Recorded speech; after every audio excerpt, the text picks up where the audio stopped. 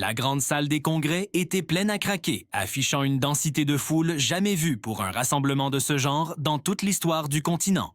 Des émissaires représentant 47 nations distinctes occupaient tôt les sièges encerclant l'immense table annulaire. Pourtant, la présence la plus imposante dans cette enceinte n'était pas celle des dignitaires eux-mêmes. C'était le colossal hologramme suspendu au cœur de la pièce, projetant la vision magistrale d'Ibrahim Traoré pour une Afrique unifiée. Une petite parenthèse si ce récit résonne en vous, merci de cliquer sur j'aime, de vous abonner et de nous dire dans les commentaires d'où vous nous regardez. Mes frères et sœurs, annonça Traoré d'une voix solennelle, en prenant place aux côtés de l'affichage tridimensionnel. Nous avons accepté une réalité où expédier du fret de Lagos à Londres est plus simple que de l'envoyer à Kinshasa. Une réalité où un appel téléphonique du Caire se connecte plus vite à Paris qu'au Cap. Nous avons permis au spectre de la logistique coloniale de nous fracturer et de nous diviser des décennies après avoir proclamé notre liberté. L'hologramme illumina alors cette vérité flagrante et brutale. Il révélait des veines de transport s'écoulant vers l'Europe, laissant les artères internes atrophiées et déconnectées. Des autoroutes qui finissaient en impasse aux frontières nationales. Des voies ferrées construites sur des écartements incompatibles. Un trafic de données forcé de transiter par des serveurs du Nord global, juste pour faciliter le dialogue entre nous. Aujourd'hui, je dévoile l'initiative d'infrastructure continentale africaine. Ce n'est pas simplement de la construction, c'est la prouesse d'ingénierie la plus ambitieuse de l'histoire de l'humanité. Une fois le projet achevé, nous relierons chaque capitale via des trains à grande vitesse, la fibre optique et des réseaux énergétiques unifiés. L'ampleur de la proposition laissa la salle dans un silence total. La projection changea de focalisation, mettant en lumière des corridors spécifiques. Un système ferroviaire transafricain à grande vitesse, s'étendant sur 15 000 km, reliant chaque grand pôle urbain. Une toile de fibre optique souveraine, garantissant l'indépendance numérique face aux intermédiaires européens. Une alliance énergétique synchronisée, distribuant de l'énergie renouvelable au-delà des frontières.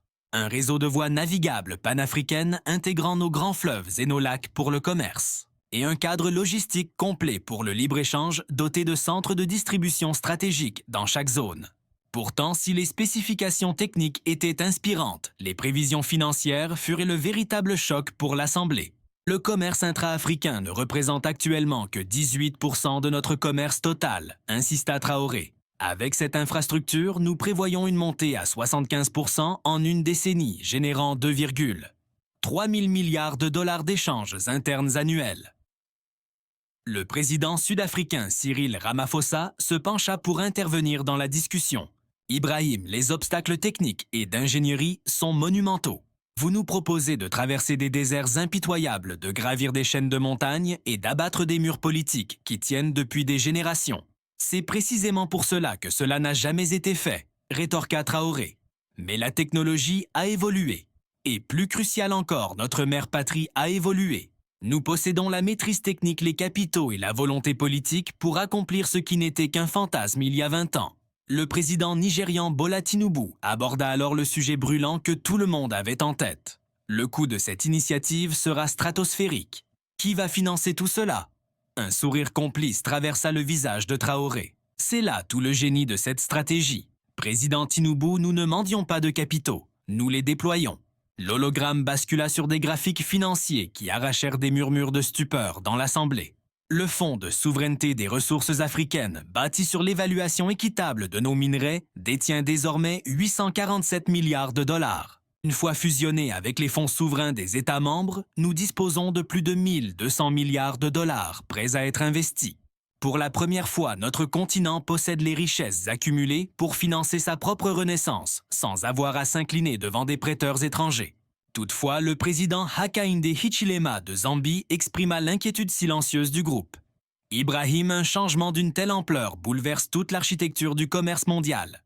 Les vieillis de puissance ne resteront pas les bras croisés à nous laisser détourner nos richesses loin de leur marché traditionnel. Ils ne le permettront pas, concéda Traoré, mais ils ne pourront pas l'empêcher. C'est là la distinction cruciale. Il pointa du doigt les routes commerciales projetées. Quand le cuivre de Zambie voyagera directement vers le Nigeria plutôt que de passer par Londres. Quand les phosphates du Maroc arriveront au Kenya sans jamais toucher un quai européen. Quand les marchandises fabriquées en Afrique du Sud parviendront au Caire. Par le rail, en contournant les routes maritimes détenues par des intérêts étrangers, nous atteindrons une véritable souveraineté. Le président du Ghana, Nana Akufo-Addo, termina la pensée. Plus que souverain, précisa Traoré, nous devenons une puissance intégrée, un marché unifié d'1, 4 milliards d'âmes avec un PIB de 3 700 milliards de dollars, relié par un réseau que nous avons construit et que nous possédons. Pourtant, malgré cette rhétorique exaltante, des anxiétés pratiques persistaient. Le président Félix Tshisekedi de la RDC demanda la parole. Ibrahim considérait la logistique nécessaire pour harmoniser 54 États souverains. Comment naviguer entre les agendas conflictuels, les technologies incompatibles et les frictions diplomatiques via l'autorité de coordination des infrastructures africaines? Traoré répondit en balayant l'écran vers un nouveau graphique, un commandement central composé des plus brillants esprits de chaque nation, appliquant des normes uniformes et des protocoles de litige contraignants. La structure était d'une modernité avancée, ressemblant davantage à un super ministère national de l'ingénierie qu'à une administration bureaucratique, classique et rigide. Chaque rail, chaque câble repose sur des normes universelles.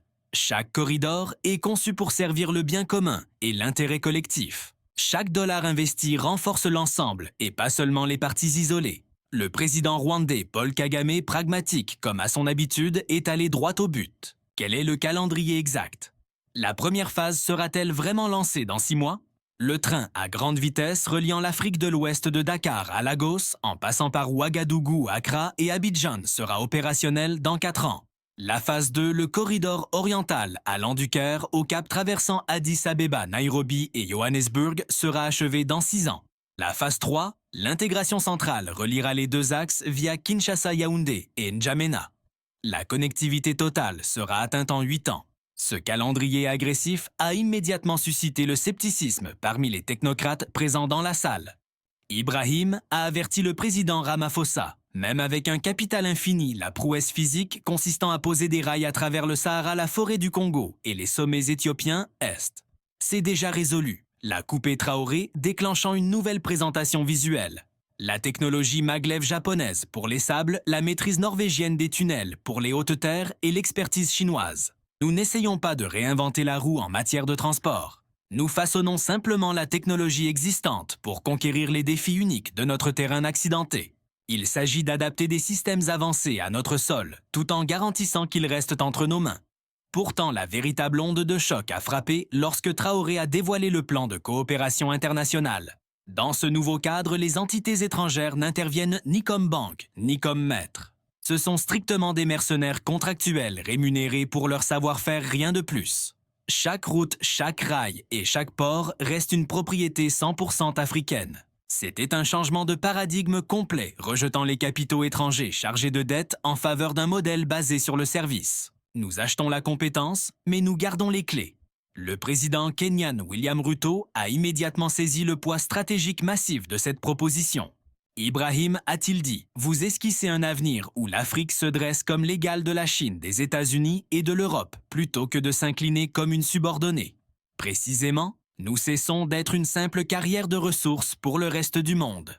Imaginez un entrepreneur tchadien expédiant des marchandises au Cap avec la même facilité qu'une livraison locale. Imaginez une entreprise technologique nigériane pénétrant les marchés égyptiens aussi facilement qu'elle le fait à Lagos. Visualisez des fermes solaires marocaines alimentant le réseau pour faire tourner des usines en Tanzanie. Nous passons de 54 échoppes fragmentées à une puissance colossale unifiée.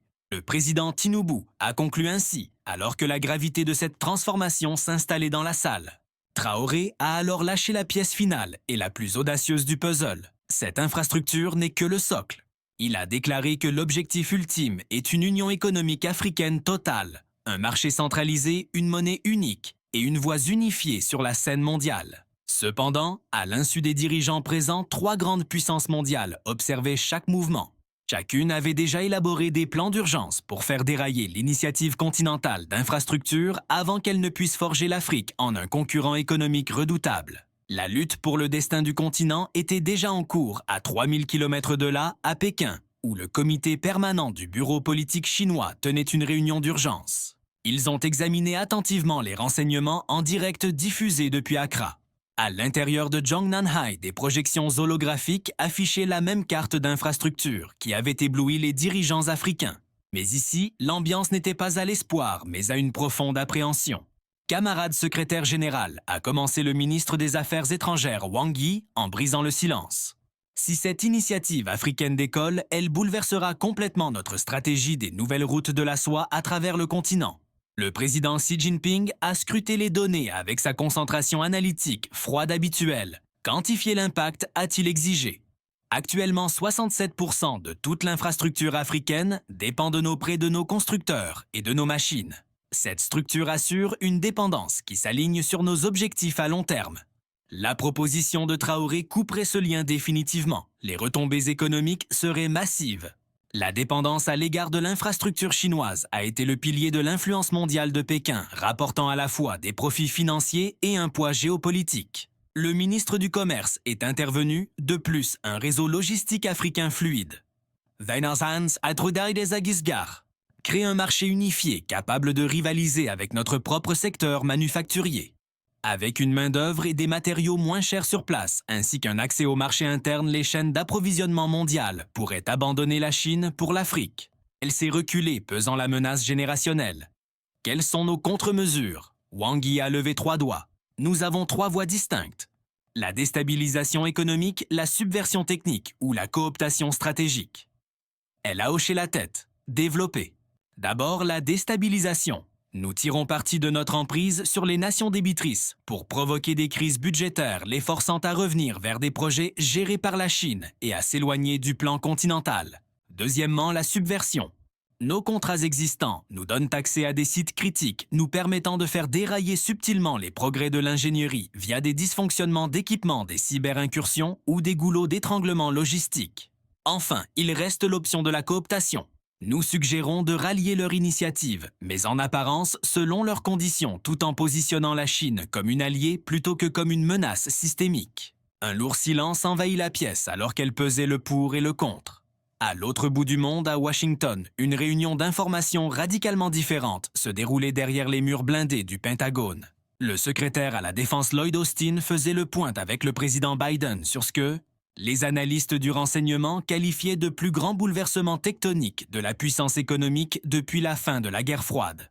Monsieur le président a déclaré Austin, si Traoré parvient à unifier l'économie du continent, nous assisterons à l'émergence de la deuxième plus grande puissance économique mondiale, juste derrière la Chine. Les conséquences pour les intérêts américains sont tout simplement colossales. Est-ce une bonne ou une mauvaise chose pour nous? A demandé Biden. C'est une arme à double tranchant, monsieur le président. Économiquement, une Afrique riche ouvre un vaste marché pour les produits américains. Cependant, une Afrique unifiée disposera d'un poids diplomatique massif et pourrait ne plus se sentir obligée de s'aligner sur la politique étrangère américaine. Le secrétaire d'État Anthony Blinken est alors intervenu dans la conversation.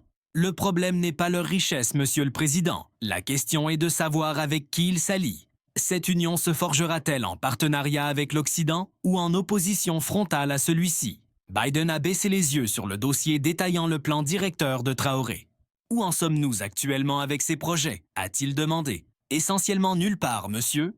Les entreprises américaines ont été mises sur la touche depuis une décennie, évincées par les monopoles chinois et les liens historiques européens. Donc nous ne perdons pas de terrain, a songé Biden. Nous échouons simplement à en conquérir de nouveaux. Précisément, monsieur le président.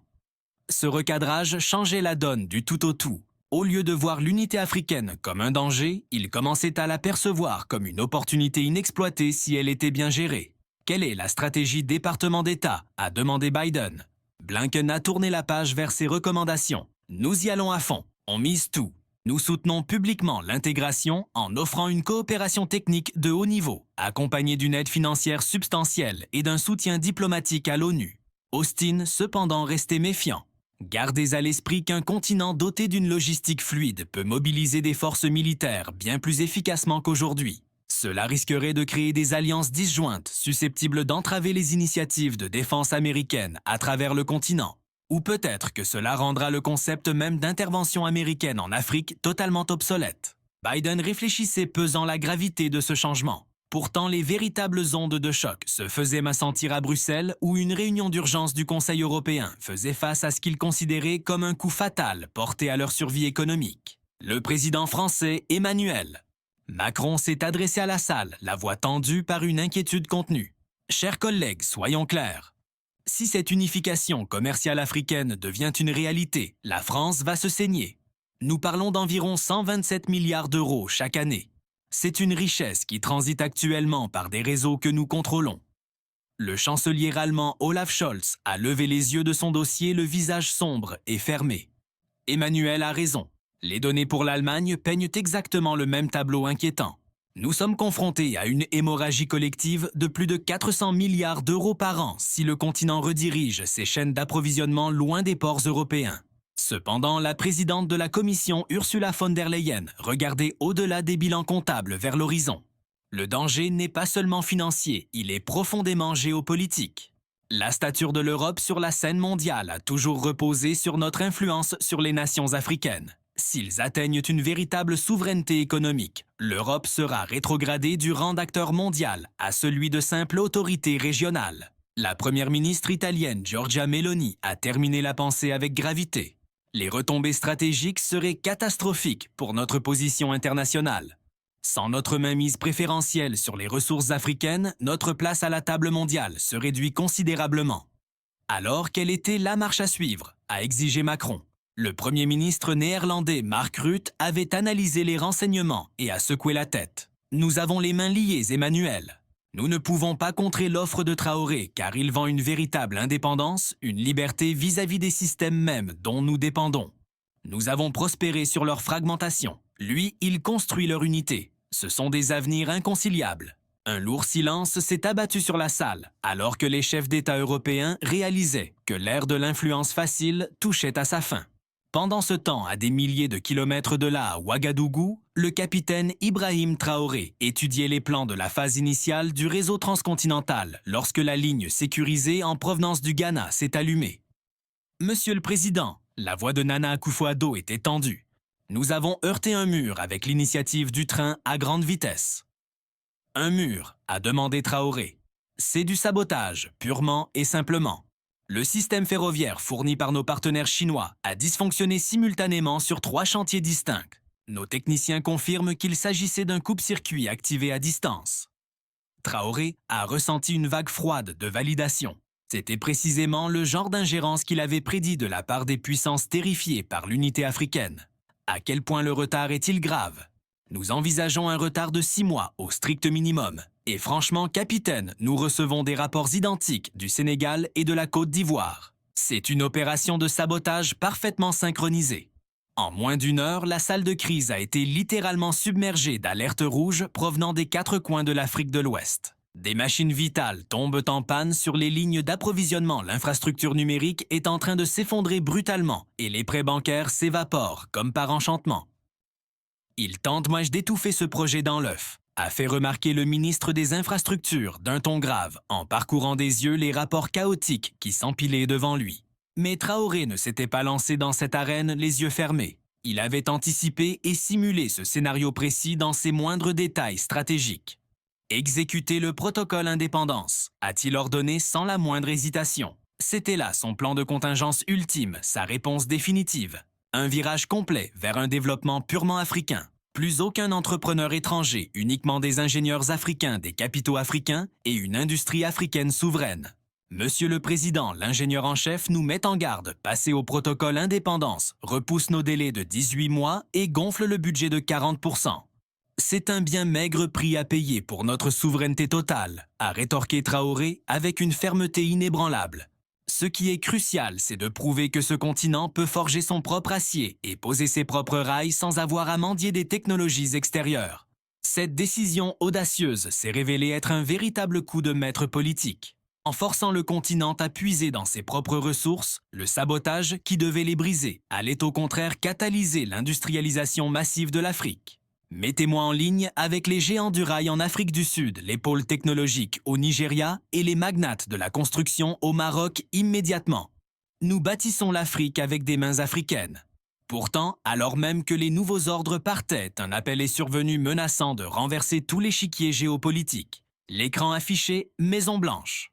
Le ton du président Biden était cordial, mais chargé d'une gravité diplomatique indéniable. Je vous contacte pour discuter de la manière dont les États-Unis peuvent soutenir votre vision des infrastructures. Traoré a marqué une pause silencieuse. Les renseignements américains avaient clairement observé le sabotage se dérouler et avaient pris une décision calculée. Mieux valait être un partenaire stratégique qu'un simple spectateur impuissant. Monsieur, le président, bien que j'apprécie votre geste, les récents événements nous ont appris que nos routes doivent être pavées de nos propres intentions et capacités. C'est précisément pour cela que je suis en ligne. Biden l'a interrompu. Washington souhaite alimenter votre autonomie et non vous enchaîner avec de nouvelles dettes. Expliquez-vous, a demandé Traoré. Traoré a écouté. Un véritable transfert de technologie, a proposé Biden. Pas une location, mais une cession complète et définitive. Les firmes américaines formeront vos ingénieurs, accorderont les licences de fabrication à vos usines et n'interviendront que sur demande explicite. C'était un changement radical par rapport aux modèles imposés par Pékin ou Bruxelles. Au lieu de tenir le continent en laisse, les États-Unis proposaient d'aider à bâtir les défenses avant de se retirer complètement. Et quel est ce prix à payer, a demandé Traoré. Un statut privilégié dans votre nouveau marché intégré, mais pas un monopole, a répondu Biden. Pas la propriété de vos esprits, juste une chance équitable de concurrencer dans l'économie globale. Nous vous aidons à vous stabiliser.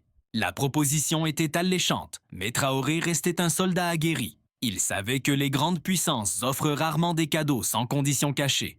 Monsieur, le président, comment puis-je être sûr qu'il ne s'agit pas simplement d'une forme plus subtile des jeux de pouvoir que nous combattons déjà avec acharnement? La réponse de Biden a tranché dans le brouhaha diplomatique, parce que les États-Unis ont enfin réalisé qu'un partenaire riche achète davantage qu'un dépendant pauvre. Une Afrique unifiée et prospère est un bien meilleur client pour nous qu'un continent brisé. L'Afrique cependant restait une cible plus convoitée que jamais. Pourtant, alors qu'Ibrahim Traoré pesait le pour et le contre du partenariat américain, les services de renseignement chinois initiaient la phase 2 de leur stratégie de perturbation, une tactique bien plus avancée et infiniment plus létale que le simple sabotage matériel. Leur objectif était de monter les nations africaines, les unes contre les autres, via des conflits frontaliers fabriqués de toutes pièces, rendant les projets d'infrastructures continentaux politiquement irréalisables. La véritable guerre pour le destin et l'âme de l'Afrique ne faisait que commencer. Cette fois, cependant, des Africains allaient être instrumentalisés comme des armes contre d'autres Africains.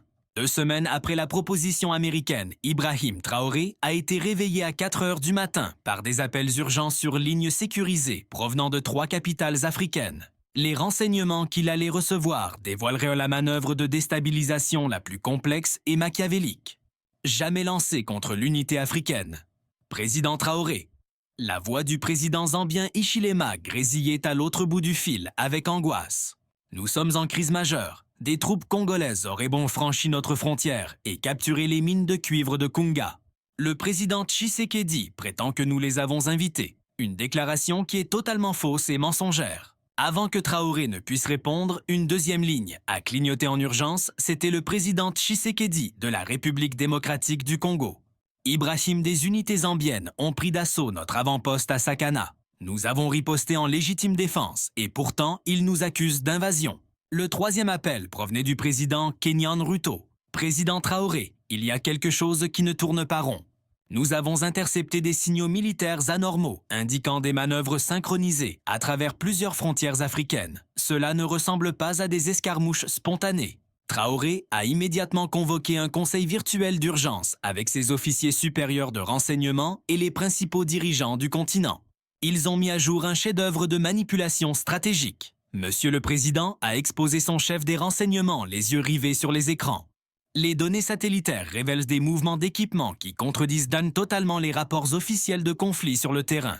Les prétendues forces congolaises qui auraient envahi la Zambie utilisent des équipements et des systèmes de communication qui ne correspondent absolument pas aux normes militaires de la RDC. Expliquez-vous. Le président Traoré a ordonné que les véhicules, l'armement et les fréquences soient analysés et tout indique qu'il s'agit de mercenaires équipés par des puissances étrangères se faisant passer pour des armées nationales. Le président Kagame du Rwanda, qui s'est joint à la réunion via une liaison sécurisée, a apporté une pièce maîtresse essentielle à ce puzzle complexe. Nos systèmes de surveillance aux frontières ont détecté une activité aérienne suspecte 2 jours avant le début des hostilités. Des vols non identifiés ont décollé de bases militaires chinoises pour patrouiller au-dessus des zones frontalières africaines.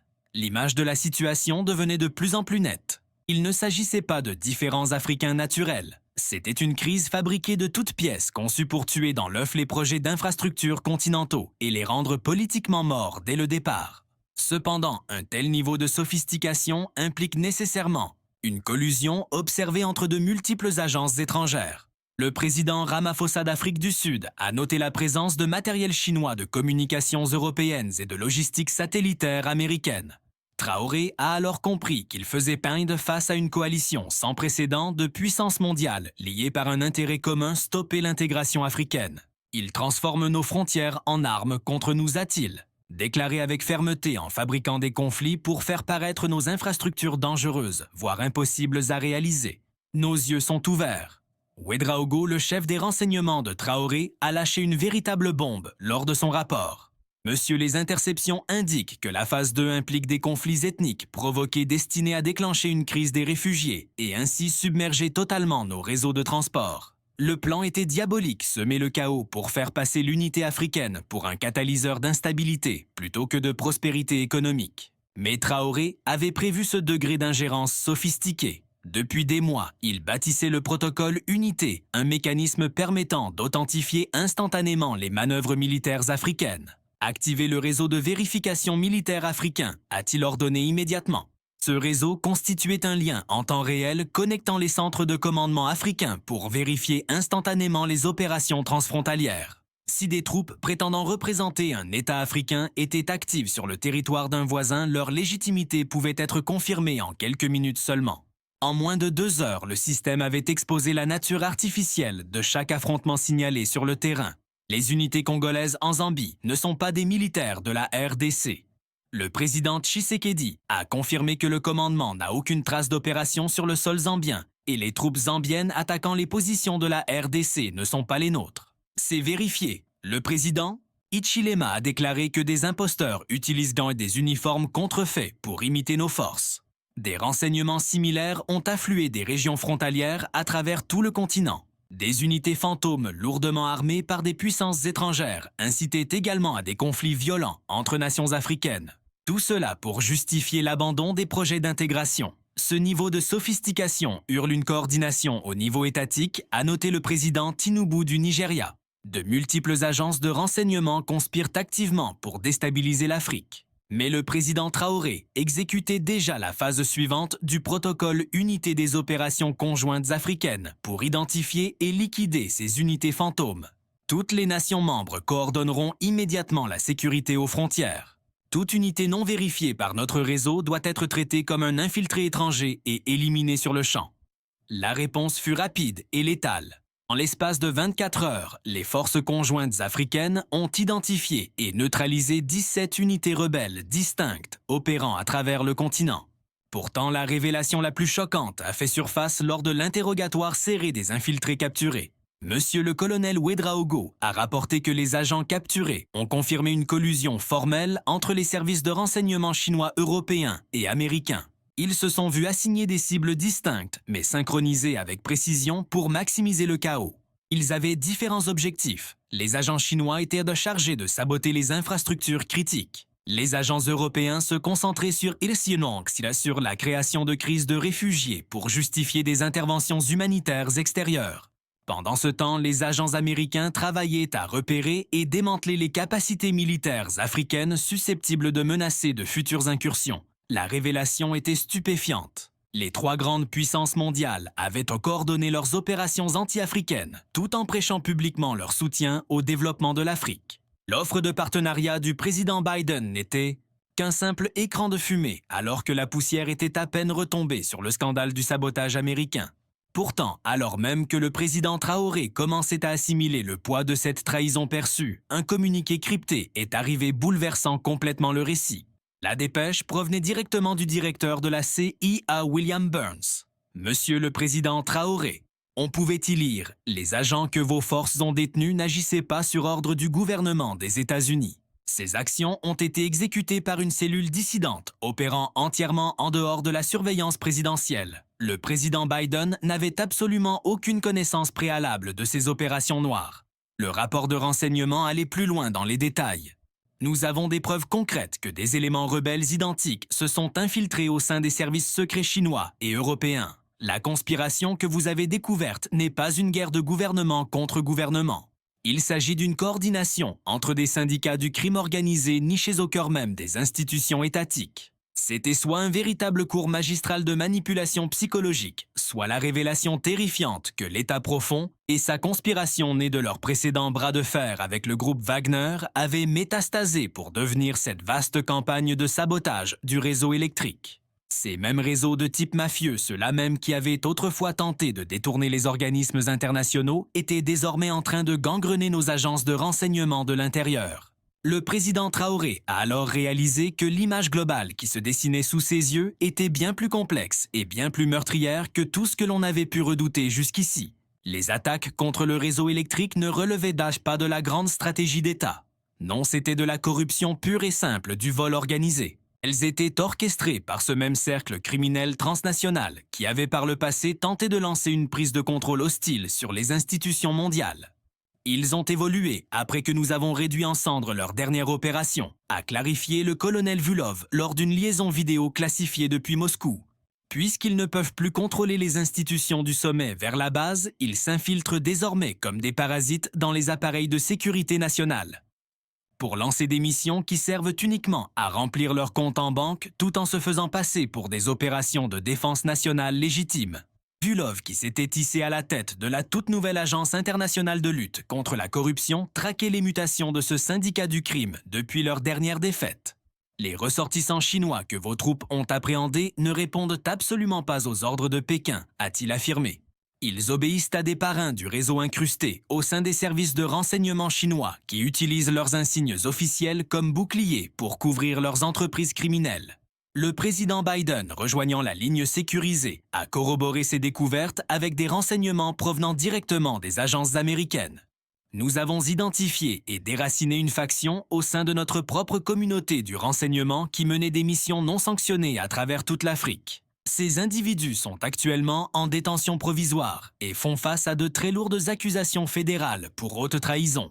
Dans un rebondissement qui a stupéfié toute la salle, Xi Jinping a demandé à rejoindre la conférence et a offert une vérification immédiate. La Chine a mis au jour une pourriture similaire. Des factions criminelles au sein de nos détachements en Afrique ont activement détruit des projets qui devaient y bénéficier à la République populaire. Nous sommes actuellement en train de purger nos rangs avec la plus grande rigueur. Même Emmanuel Macron, s'exprimant au nom de l'Europe, a dû admettre cette corruption institutionnelle. Les agences d'espionnage européennes avaient été pénétrées par exactement la même toile d'araignée. Des opérations qui semblèrent faire avancer la politique européenne servaient en réalité à détourner des profits vers un syndicat qui ne prêtait allégeance à aucun drapeau. Le schéma devenait désormais impossible à nier, il crevait les yeux. Ce cartel de l'espionnage avait réalisé que les prises de pouvoir directes étaient trop risquées et exposaient trop facilement à des arrestations. Par conséquent, ils ont changé de tactique pour subvertir les agences nationales lançant des opérations masquées sous l'intérêt national mais qui ne servaient que des buts purement criminels. Le sabotage des infrastructures sert leurs intérêts financiers car une Afrique unifiée et connectée détruit leur capacité à piller les ressources à bas prix. Traoré a souligné qu'ils ont impérativement besoin que le continent reste divisé, fracturé et dépendant pour survivre. Cependant, cette crise a donné naissance à un véritable miracle, une alliance sans précédent entre les factions intègres de multiples puissances mondiales. Le président Traoré a entendu Biden annoncer « Je mets sur la table un plan pour une force de frappe conjointe afin de purger cette infiltration de tous nos bureaux simultanément.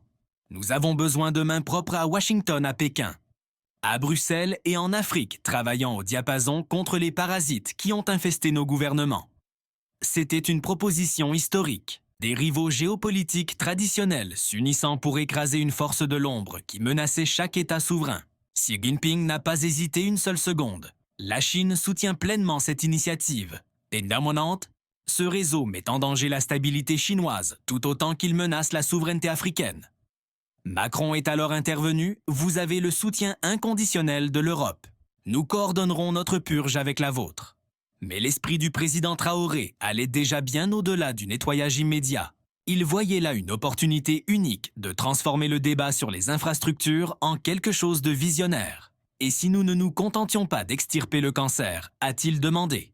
Et si nous utilisions cette alliance pour bâtir quelque chose de bien supérieur? Biden marqua une pause. Expliquez-nous votre pensée.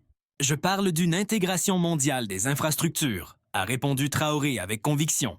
Pas seulement connecter le continent africain, mais une connectivité intercontinentale qui profite au peuple de chaque nation et non aux cartels criminels. Le concept était révolutionnaire. Au lieu d'utiliser le béton et les câbles comme des armes d'influence, ils allaient construire un réseau mondial unique et harmonisé, géré par une coopération internationale transparente. Les nouvelles routes de la soie l'aident à l'investissement américain, les fonds de développement européens et le projet d'unité africaine, tous synchronisés pour créer des ponts plutôt que des sphères de pouvoir concurrentes. Xi Jinping fut le premier à saisir la valeur stratégique de cette proposition.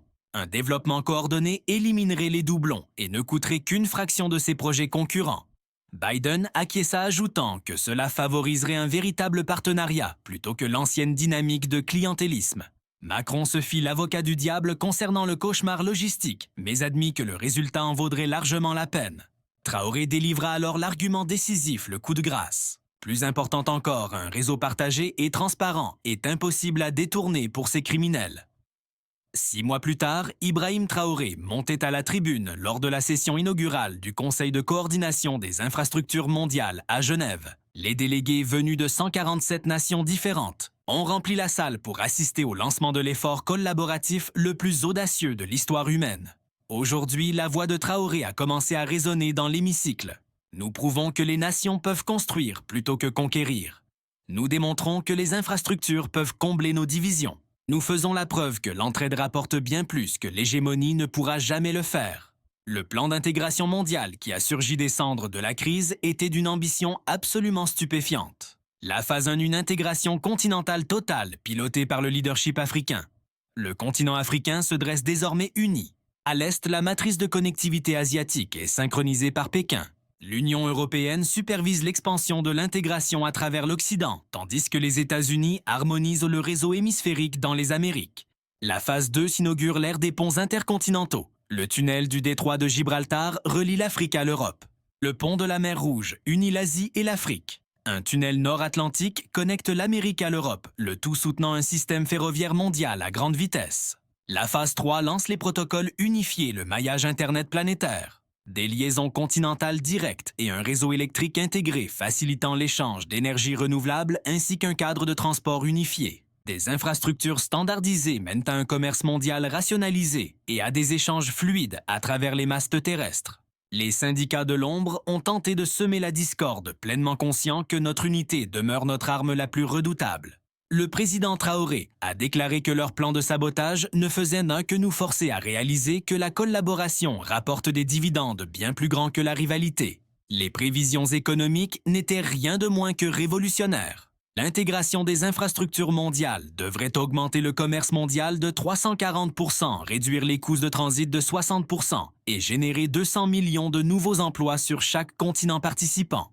Pourtant, le couronnement suprême fut l'établissement d'une institution servant de socle inébranlable, conçu pour contrecarrer toute infiltration future par ces éléments criminels. Le Conseil de coordination des infrastructures mondiales fonctionne selon des mandats de transparence stricts. Traoré a précisé, chaque décision est ouverte au public. Chaque contrat fait l'objet d'un audit rigoureux et chaque partenaire subit une vérification via les alliances de sécurité internationale. Le président Biden, se joignant à nous via un flux vidéo sécurisé, a présenté la position américaine. Cette initiative démontre qu'une coopération honnête entre les nations produit des bénéfices supérieurs à la domination d'un seul État. Xi Jinping a apporté la perspective chinoise, notant que le développement coordonné favorise la prospérité pour toutes les parties prenantes, contrairement aux jeux à somme nulle, où seuls les vainqueurs prospèrent. Macron, s'exprimant au nom des intérêts européens, a reconnu ce changement majeur. L'Europe a fini par comprendre que le partenariat génère des opportunités que le contrôle ne pourrait jamais offrir. Cependant, le moment le plus électrisant est arrivé lorsque Traoré a dévoilé le calendrier d'achèvement du projet. L'intégration complète des infrastructures mondiales sera finalisée d'ici 15 ans. Néanmoins, les récompenses commencent immédiatement à mesure que chaque réseau continental est mis en service. Il a déclenché une projection holographique colossale, affichant les avancées techniques en temps réel sur les 6 continents. À compter d'aujourd'hui, le développement du rail à grande vitesse démarre simultanément dans 47 nations. L'étoile continentale de fibre optique commence à relier 6 milliards d'âmes. Les réseaux d'énergie renouvelable se mettent à distribuer une énergie propre par-delà les anciennes frontières. Par-dessus tout, nous prouvons que l'avenir est défini par la coopération et non par la domination par l'intégration et non la fragmentation et par une richesse partagée au lieu d'une compétition où le vainqueur rafle tout.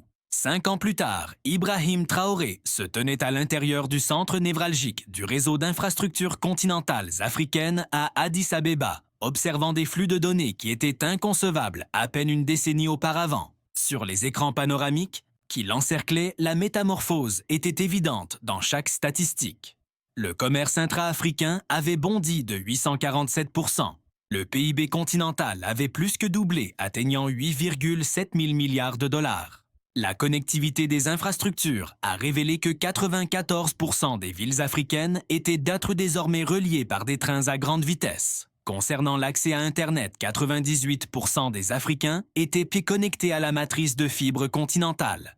La fiabilité énergétique s'élevait à 100% de couverture renouvelable dans toutes les zones connectées. Monsieur le Président a annoncé son ministre des Infrastructures. Nous avons reçu la confirmation de l'achèvement de l'initiative du pont Asie-Afrique. Le transport commercial débute le mois prochain. Ce miracle d'ingénierie combinant un système de ponts et de tunnels à travers la mer Rouge a effectivement relié les continents. Une fois actif, le fret pourra se déplacer de Pékin à Lagos via une liaison ferroviaire directe. De plus, les tests opérationnels pour le tunnel Europe-Afrique commencent la semaine prochaine, finalisant ainsi le lien ferroviaire au détroit de Gibraltar. D'ici quelques mois, les voyageurs pourront effectuer le trajet du Cap jusqu'à Stockholm à bord d'un unique train à grande vitesse. Le globe se tissait une unité nouvelle, d'une manière que les générations précédentes n'auraient jamais pu imaginer, même dans leurs rêves les plus fous. Pour Traoré, la véritable victoire, celle qui lui réchauffait le cœur, résidait avant tout dans les chiffres humanitaires. 400 millions d'Africains s'étaient tissés hors de la misère. 200 millions de nouveaux emplois avaient vu le jour aux 4 coins du continent. L'accès à l'éducation et à la santé était devenu universel, tandis que l'immigration forcée avait chuté de 95% grâce à l'explosion des opportunités économiques. Monsieur le Président, l'interrompit son conseiller avec urgence. Le Conseil mondial des infrastructures attend votre discours pour célébrer le 5e anniversaire du projet. Alors que Traoré se préparait à s'adresser aux délégués de 147 nations connectées, il songea au chemin parcouru depuis les tentatives de sabotage des débuts jusqu'à cette ère d'unité mondiale sans précédent. Les cartels criminels s'étaient acharnés à maintenir les nations divisées, comprenant bien que la solidarité anéantirait leur pouvoir de nuisance. Mais leurs actes de sabotage ont en réalité forcé les gouvernements légitimes à collaborer. Ils ont forgé une réalité bien supérieure à ce qu'une nation isolée aurait pu accomplir seule. Aujourd'hui, Traoré commença sa diffusion au monde entier. Nous célébrons bien plus que du simple acier et du béton. Nous célébrons la preuve vivante que les plus grands accomplissements de l'humanité reposent sur la coopération et non sur la compétition stérile. Il y a 5 ans, des acteurs malveillants ont tenté de détruire les infrastructures africaines pour perpétuer leur exploitation. Au lieu de cela, ils ont forcé le monde à comprendre qu'agir de concert sert le bien commun bien mieux que la domination ne profite à une poignée de privilégiés. Il désigna les écrans de contrôle de la connectivité mondiale, illustrant en temps réel le dialogue commercial et la collaboration s'étendant sur les 6 continents. Les infrastructures que nous avons érigées relient bien plus que des zones géographiques. Elles connectent les économies et libèrent le potentiel humain. C'est la preuve que demain n'appartient pas à ceux qui veulent asservir, mais à ceux qui décident de bâtir à l'unisson. Le monde est relié, l'avenir est coopératif et notre potentiel est absolument sans limite. 3 mois après la célébration de l'intégration mondiale des infrastructures, Ibrahim Traoré reçut une dépêche codée qui allait briser son rêve de prospérité partagée. La source était simplement étiquetée « Protocole climatique 7 ». La communication contenait des données de télémétrie satellitaire qui lui glacèrent le sang. Ces données révélaient que l'ampleur sans précédent de la connectivité mondiale et de l'expansion économique avait catalysé une réaction imprévue. Un changement climatique accéléré, évoluant à une vitesse telle qu'il menaçait de rendre notre monde interconnecté inhabitable en quelques décennies seulement. Monsieur le Président, son ministre de l'Environnement se précipita dans la salle de crise. Nous sommes inondés de rapports provenant des stations de surveillance climatique sur les 6 continents. Le boom massif des infrastructures mondiales a fait grimper les émissions de carbone de 340% en à peine 5 ans. Les écrans holographiques qui diffusaient autrefois notre connectivité triomphante clignotaient désormais d'une lueur sinistre. Des visions d'apocalypse. Les températures mondiales devraient augmenter de 3,7 degrés d'ici 2035, soit le double des anciennes estimations. Le niveau des mers va bondir de 2,3 mètres d'ici 2040, mettant les villes côtières dans le collimateur. Les événements météorologiques catastrophiques ont augmenté de 600%. L'agriculture est en train de s'effondrer, ce qui entraîne une chute drastique des réserves alimentaires mondiales. Comment est-ce possible? Exigea le président Traoré. Nous avons tout construit pour fonctionner aux énergies renouvelables. Le réseau est propre, monsieur, clarifia son ingénieur en chef. Mais le boom économique engendré a provoqué une explosion de la consommation, de la production et du transport de marchandises, ce qui a complètement pulvérisé nos limites en énergie verte. C'était une cruelle ironie. En unifiant la planète, nous avions appuyé sur le bouton d'avance rapide vers notre propre destruction. La nouvelle la plus sombre tomba lorsque le président Biden appela pour une mise à jour critique de la part des scientifiques américains. Président Traoré, nos modèles indiquent que si nous continuons sur cette voie, le réseau mondial que nous avons construit sera physiquement anéanti par la crise climatique d'ici 15 ans. La montée des océans noiera les tunnels ferroviaires côtiers et des super-tempêtes fracasseront les ponts continentaux. L'extension des déserts rendra les routes transafricaines totalement inutilisables. La belle réussite se transformait en un véritable cauchemar menaçant, non seulement les routes et les rails, mais l'avenir même de l'humanité. Le président Traoré répondit alors « Êtes-vous en train de dire que l'unité était une erreur ?» Je dis que relier le monde sans régler simultanément le problème du climat a peut-être précipité notre extinction. La réunion d'urgence du Conseil de coordination des infrastructures mondiales à Genève ne ressemblait à aucun autre sommet de l'histoire. Les envoyés de 147 nations se trouvaient à la croisée des chemins, abandonner les richesses qu'ils avaient générées ou parier sur l'effondrement de la civilisation. Les chiffres sont formels, déclara le docteur Sarah Chen, première experte en climatologie. L'intégration mondiale est un triomphe économique, mais un désastre environnemental. Nous avons environ 8 ans pour transformer radicalement le fonctionnement du monde connecté, où nous ferons face à une défaillance totale du système. Le président Xi Jinping résuma l'ambiance pesante de la salle. Docteur Chen, vous nous demandez de choisir entre la prospérité économique de milliards de personnes et la survie biologique de notre espèce. Non, coupa Traoré en examinant les données avec sa précision habituelle. Elle dit que nous devons résoudre les deux problèmes en même temps, sinon nous perdrons tout.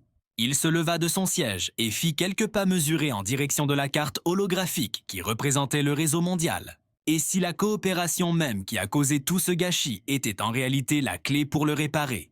Et si au lieu de démanteler la connectivité mondiale, nous la faisions évoluer pour en faire une force capable d'inverser le changement climatique au lieu de l'aggraver? Le plan que le président Traoré exposa au cours de l'heure suivante était encore plus audacieux que le projet d'intégration initial. Il s'agissait du réseau mondial de restauration climatique. Plutôt que de se contenter de simplement relier les nations entre elles, utilisons ce lien pour guérir activement la planète grâce à une ingénierie parfaitement synchronisée. L'extraction du carbone atmosphérique des installations de capture à échelle industrielle dans chaque grand centre et la réhabilitation des océans d'immenses fermes de varech et des projets de restauration des coraux reliés au réseau côtier, l'inversion de la désertification, le reboisement géré et le contrôle de l'eau utilisant les rails continentaux, la multiplication des énergies renouvelables, la récolte de l'énergie solaire dans le désert et sa diffusion mondiale via des réseaux intelligents, la modification des modèles météorologiques via le réseau de communication. Nous utilisons les structures mêmes que nous avons bâties pour piloter la restauration. Traoré expliqua qu'il ne s'agissait pas seulement de commerce. Chaque ligne de train devient un aspirateur à carbone. Chaque réseau électrique devient une artère d'énergie propre. Chaque système de communication agit désormais comme un système nerveux pour la guérison planétaire. Le Dr Chen étudia attentivement les plans. Son excitation montait en flèche. Monsieur le président Traoré, à cette échelle, cela pourrait réellement faire reculer l'horloge du changement climatique, pas seulement la mettre en pause. Combien de temps faudra-t-il pour cette transformation? Demanda le chancelier allemand Schulz. Avec une adhésion mondiale totale et un financement illimité 12 ans pour atteindre la neutralité carbone et 20 ans pour ramener l'atmosphère au niveau pré-industriel. Le président Biden se pencha en avant. Et la facture? 47 000 milliards de dollars sur 20 ans, mais l'alternative, c'est la fin de nous tous. Le chiffre était astronomique, mais alors que les dirigeants le pesaient face au coût inestimable de l'effondrement de la civilisation, cela commença à ressembler à une véritable bonne affaire. D'où vient l'argent? Demanda le président Ramaphosa. Traoré esquissa un sourire grave. De la même source que l'infrastructure, la richesse colossale que la connectivité a générée. Nous réinvestissons les profits de la coopération dans notre survie. Le réseau mondial de restauration climatique, qui naquit lors de cette session, devint le plus grand effort coordonné de l'histoire humaine. Chaque pièce du monde connectée passa du statut de moteur de consommation effréné à celui d'outil de guérison. 6 mois plus tard, Traoré se tenait au cœur du Sahara, observant le premier secteur du corridor de restauration africain se mettre en marche. Des panneaux solaires à perte de vue s'étendaient à l'horizon, reliés par des trains à grande vitesse, transportant de l'énergie et du matériel de réhabilitation à travers le continent. Son ministre de l'Environnement lui fit alors son rapport. Les niveaux de carbone dans ce secteur ont chuté de 12% en seulement 6 mois. Cette voie. Le mélange de récolte solaire, de technologies de capture et de reboisement est en train de battre toutes les prévisions. Mais le changement le plus stupéfiant se trouvait dans les mers. Les hubs côtiers qui reliaient les continents avaient été réaménagés pour ancrer des zones massives de récupération marine. Le pont de l'océan Atlantique ne sert pas juste à relier l'Europe et l'Amérique. Le coordinateur marin fit une mise à jour, il ancre actuellement la plus grande ferme de varech de l'histoire. Nous éliminons 47 millions de tonnes de carbone, purifiant l'air tout en assurant une nutrition durable pour 200 millions d'âmes. Nous avons vu des initiatives similaires se lancer globalement en Asie. Le mandat himalayen utilisait le réseau ferroviaire continental pour canaliser l'eau des glaciers, pilotant une campagne massive pour replanter les forêts. Tout au nord, le réseau solaire nordique diffusait de l'énergie propre à travers l'Europe, finançant simultanément les efforts pour empêcher la glace arctique de fondre. Dans les Amériques, le réseau de restauration de l'Amazonie tirait parti de l'infrastructure connectée pour synchroniser l'opération de plantation d'arbres la plus vaste que l'humanité ait jamais vue. En base en Australie, l'initiative solaire du désert transforma l'Outback aride en le principal centre de la planète pour l'énergie renouvelable. Pourtant, l'entreprise la plus audacieuse de toutes fut le Système mondial de coordination météorologique. Il réutilisait les lignes de communication construites pour le commerce afin de gérer les modèles climatiques sur les 7 continents.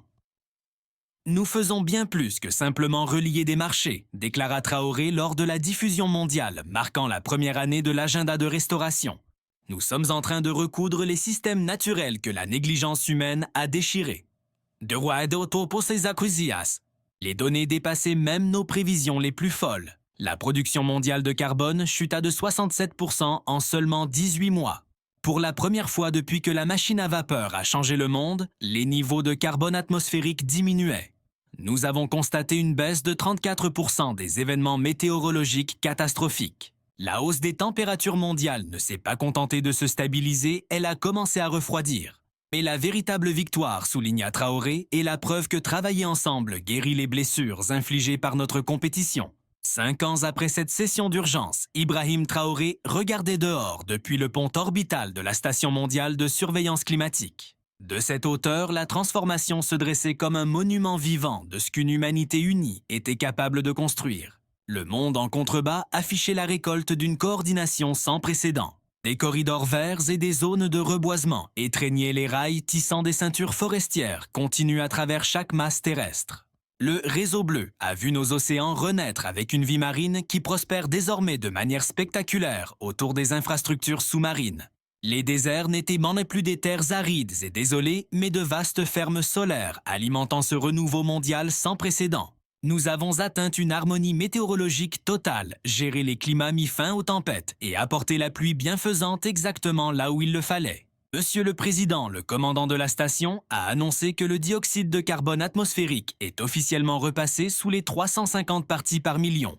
Nous sommes revenus au niveau de 1988. Nous avons effectivement inversé la crise climatique. C'était un exploit absolument inégalé dans notre histoire. La civilisation n'avait pas seulement esquivé le pire. Nous avions activement réparé des siècles d'abus environnementaux dévastateurs. Monsieur, un message vient d'arriver de la surface. L'indice de prospérité mondiale affiche des chiffres remarquables. Réparer le climat ne nous a pas ruinés. Au contraire, cela nous a enrichis. Ce vieux paradoxe a été résolu. Guérir la planète a généré bien plus de richesses que son exploitation ne l'avait jamais fait. L'économie verte était bel et bien là. Les industries de restauration fournissaient désormais des emplois stables à 400 millions de travailleurs. Nous avons connu une abondance durable. La terre guérie produisait plus de nourriture que les sols épuisés n'auraient jamais pu le permettre. C'était un véritable boom d'innovation. Résoudre ces problèmes a déclenché des avancées technologiques majeures dans tous les domaines. Nous avons récolté un dividende sanitaire inestimable. L'air et l'eau pure ont éradiqué la plupart des maladies environnementales, économisant ainsi à l'économie mondiale des milliers de milliards en frais médicaux. La plus belle partie s'amusait Trower en observant la Terre guérie tourner en contrebasse et que nous n'avons jamais eu à choisir entre l'économie et la nature. Nous avons appris qu'une planète florissante est le véritable moteur d'une prospérité authentique et pérenne. Sa console émit un bip signalant une communication prioritaire émanant du Conseil de coopération mondiale. Le sujet n'était plus la gestion de crise, mais la prochaine étape de notre évolution, emmener cette infrastructure vers les étoiles pour étendre notre modèle coopératif. Le texte disait « Président Trower, notre succès sur Terre prouve que nous sommes prêts pour l'expansion interplanétaire. Nous voulons que vous dirigiez l'initiative d'infrastructure du système solaire. » Alors que Trower pesait cette offre incroyable, il visualisa l'arc complet de ce voyage extraordinaire. Ce qui avait commencé par la liaison des nations africaines s'était transformé en un mouvement planétaire prouvant que l'unité triomphe de tout obstacle sur notre chemin. Le monde connecté est devenu le monde guéri. Et maintenant ce monde guéri servait de rampe de lancement pour une civilisation interplanétaire.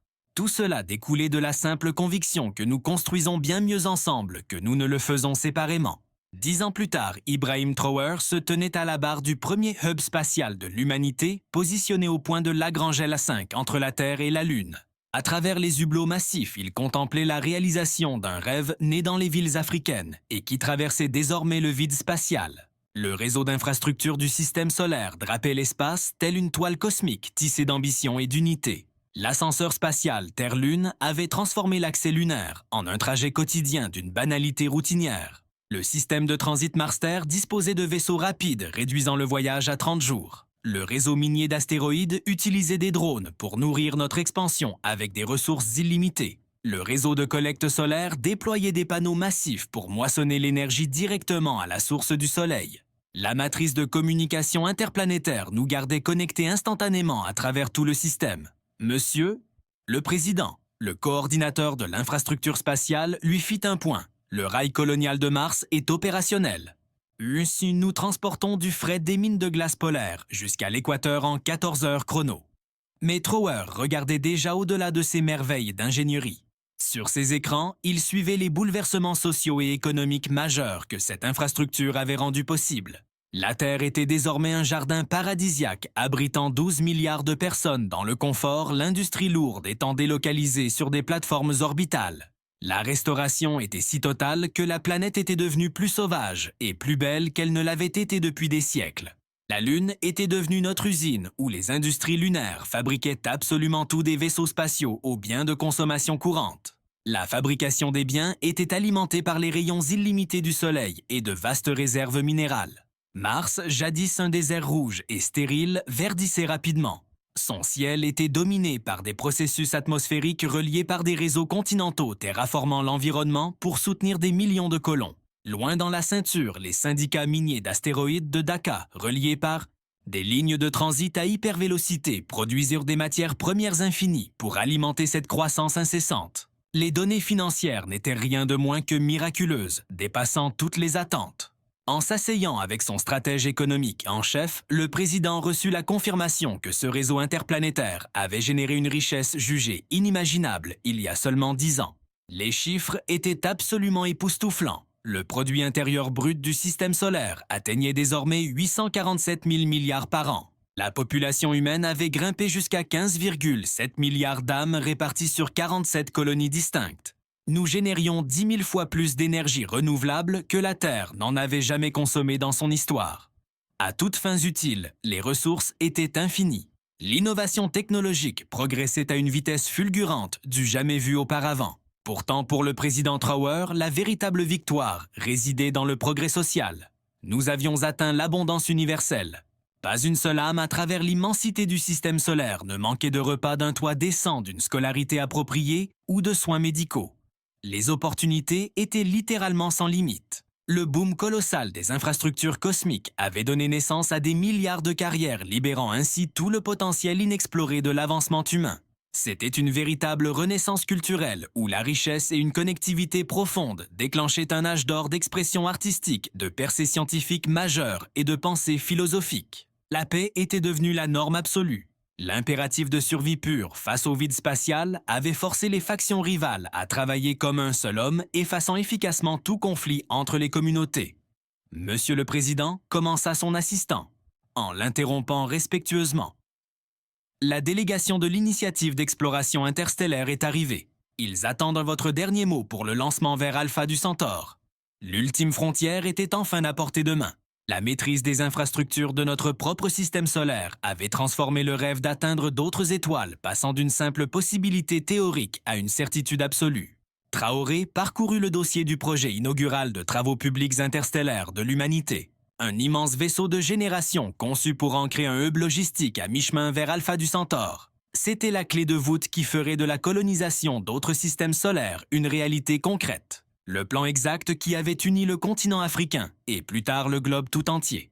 Et finalement, notre système solaire est désormais capable de relier les étoiles elles-mêmes. Songea-t-il en préparant sa signature pour autoriser notre expansion dans l'espace lointain?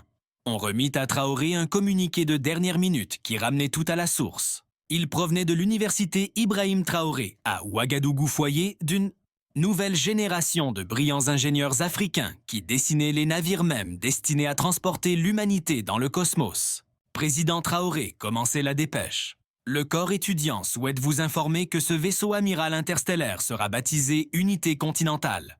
C'est un vibrant hommage à l'initiative d'infrastructure africaine, qui a mis l'humanité sur cette voie vers une richesse sans bornes.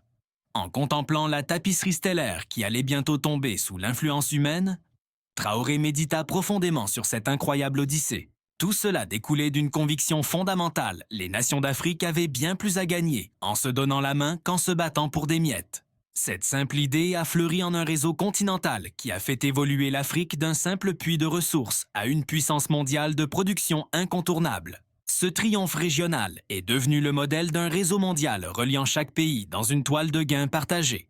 Cette intimité mondiale a obligé la race humaine à enfin s'attaquer à la crise climatique grâce à un niveau de collaboration jamais vu auparavant dans l'histoire. Guérir la planète a débloqué les ressources excédentaires et les bons technologiques nécessaires pour s'aventurer dans le vide spatial. Cette infrastructure orbitale a fourni l'énergie inépuisable et les matériaux nécessaires à une civilisation s'étendant sur plusieurs planètes.